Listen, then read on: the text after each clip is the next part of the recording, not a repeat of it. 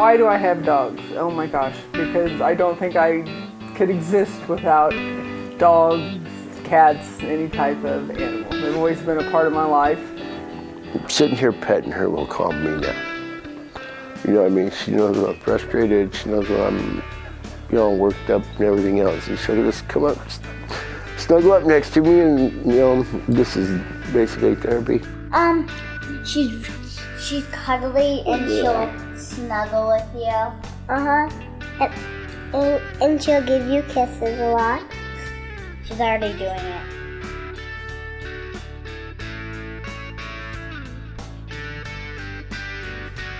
I've never been told that I shouldn't have one, or they'd have to fight me to take them away. Nobody has ever tried to take Isabella away from us. What would you say to them? Leave her alone or we're gonna kill you. Excuse me? Wow, so you feel strongly about that. You really don't want So if somebody wanted to take Isabella away from us, you would feel pretty devastated, pretty upset about that. It was a family member who thought we should give her up because we were going to be homeless. I have several people that tell me I'm neglecting my dog by having her.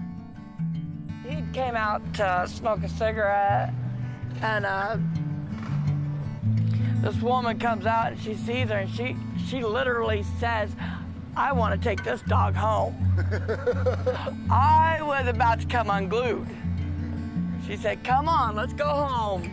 I was like, "You better just leave my dog alone." I do believe that they thought they were doing the best thing, right, for the dog or for the person, and maybe relieving them of that burden of having a dog, right? This is what a lot of people are told. Isn't she a burden? No, the dog is not a burden to the homeless person.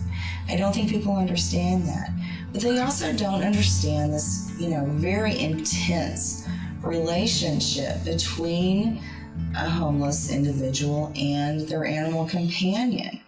If I had a dog, right, and I left that dog every day at home for 10 hours a day while I went to work, I'm considered a good pet owner, right? But I only see my dog a few hours a night. However, homeless people with pets, this is their life. They spend all day, every day, with this animal. They spend all night sleeping with this animal.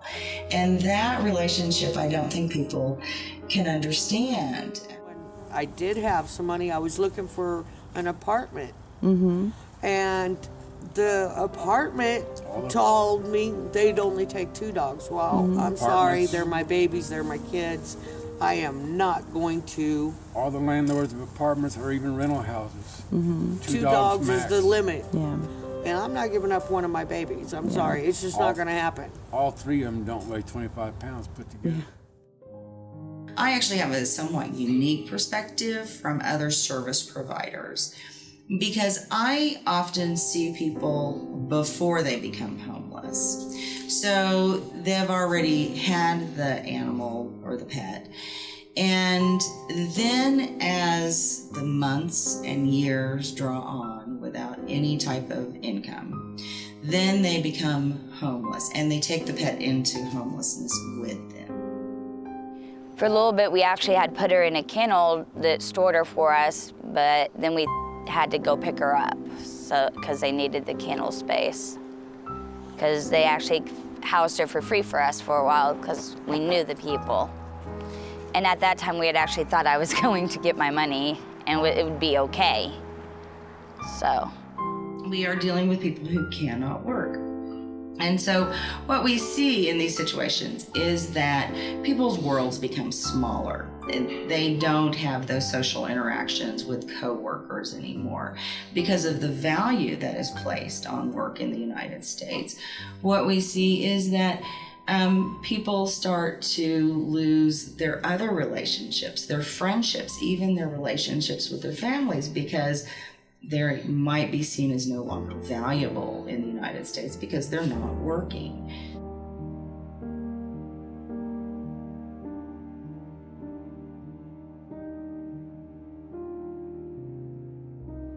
like, ooh. Stay away from me. You're a piece of trash. You're too lazy to work. They don't know that you're actually trying. Become homeless, that's a bad word. It's a real bad word, homeless, you know, because of the way it sounds. I mean, homeless, that don't sound, I mean, that sounds like, well, a loser is what it sounds like to me, you know, and it ain't, you know.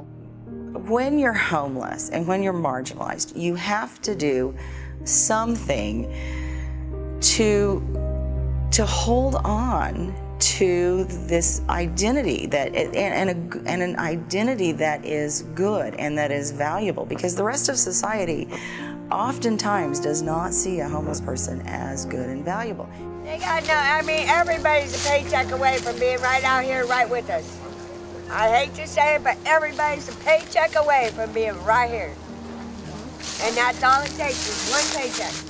I lost my job in February of this year. I do aircraft, that's what I've done most of my adult life, and I got laid off and had a difficult time finding another job, so she has some friends in Hutchinson, and we actually moved to Hutch, just packed up and left and moved to Hutch, and they gave us a place to live for a little while, and then I started working there, and then things didn't work out there, and then we came back to Wichita, and that's when we were on the streets after that. I was working in Ransom, Kansas, running pipeline, and my friends live in Utica, Kansas, and well, I couldn't make it to the next job because my pickup broke down, so they basically brought me down here, and this is probably a better place to try and find work and stuff like that, because Ransom's just a little itty bitty, you know, hole in the wall town. So he brought me and my dogs down here, and I was actually probably one of the first people to ever become homeless in Wichita, Kansas with a dog. When you think about disability and you think about how people in the United States socialize, they socialize at work, right? This is where, you know, we have our friends most of the time now. This is where we interact with people on a daily basis, because so much value is placed on working in the United States. A lot of times, you know, they start to lose those connections with their family, they start to lose those connections with their friends. And the animal becomes an integral relationship for them to, you know, still give them some sort of relationship socialization. This is how things kind of really messed me up. I was down there and I hurt my back really bad down there. I was working at this auto auction. Well, I was waiting on this workman's comp deal. Well, they wasn't paying me weekly. I wasn't lucky enough to be one of them people that would get a workman's comp check. You know, heck, they're fighting me, and I don't know why, but she's like, well, when I'm in the right, boy, they really want, man, you don't, you know, you ain't gonna get, you know, all this. But anyway, it turned out I got something else I had to wait. Well, in the meantime, the waiting got me moved out of my apartment, no money coming in. And the landlord, he took pity on me as long as he could.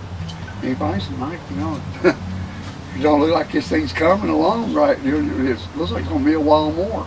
So I got out of that. When you talk to people in the general public, they really do see that the human who is homeless and sleeping outside and living in a car or under a bridge and doesn't have the resources, they see them as somehow to blame for that situation, right? When we first got her, we actually had a 3-bedroom house and a great backyard for her to run in. And we kept it for about a year, but it was just too expensive for me to pay out of my disability check. And by the time we lost that place, I was too attached, so we went and got an apartment. Our lease ran out there, and the landlord wanted us to pay more to renew it, which I didn't see to be worth it at the time. And I thought I'd have a place pretty quick, but turn around, my disability check got froze. So now we're out here with her.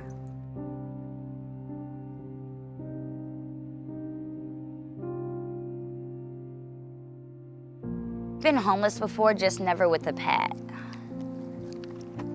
Tell us about the difference. You don't have to worry about if your pet's gonna get taken away. You can go to shelters. You can pretty much do anything any homeless person without a pet can do without fear of being told no. You know, me, myself, I know how that feels because I'm in debt right now, you know. I try to pay off what I get loaned to me because my check just don't carry me into the, you know, next month. So I got to depend on places to help me get this and get that, and, you know, help out. I've had several people that have, you know, not been able to go into shelter. Maybe they still had a car, and living in the car with that dog would not and could not get into shelter with these pets. We had a car for a while. We was living in and out of the car, and then we would try to stay in motel rooms, but most motel rooms aren't pet friendly. So that provided another obstacle in itself. Come here, buddy. Now, Michael, I bet you were looking for a dog. Huh? You were looking for a dog. Yeah, I was looking. I've been wanting a boxer for ever since I had my last one, which has been quite a while, but I ain't been in a position to really, you know, find and look for one. And when he come along, boy. I think there are benefits to the person to keeping that animal. I would argue that the dog is a stable relationship for that person. And in a lot of ways, it's more stable than the other relationships that they're then building with people, other homeless people on the street, those sorts of things. And so they can help with that adjustment into housing. People that I work with that have pets and animals, they don't tend to have as many emotional problems that would make it difficult for them to adjust to housing. If you have socialization, I mean, it's not as hard to, even with an animal, it's not as hard to relearn socialization if you've been, you know, in a marginalized community. I mean, that's when I found out boxers is very unique. They're just not just, you know, they're just not your common dog. They're just not, you know, these dogs are, they got a human side to them. Why did you want a dog so much? Companion, a companion, because I've been alone for a long time. I really have. Heck, I was living over in these apartments, and you really wasn't. You was alone. I mean, you didn't seem like it, but all these people being around. But a person can be alone with people around them, because I'm one of them. You know. I have epilepsy, and she helps with that. She helps with my depression. When I get sad or if I'm angry, she calms me down a lot. I have anxiety disorders separated. I can't do being alone at night or in public very well. So that's why when he does go on a job, you know, I have her and it makes me feel better too. No. Just a friend that's got 4 legs, yep. Talon and everything else. Someone I can talk to when I really don't want to talk to anybody.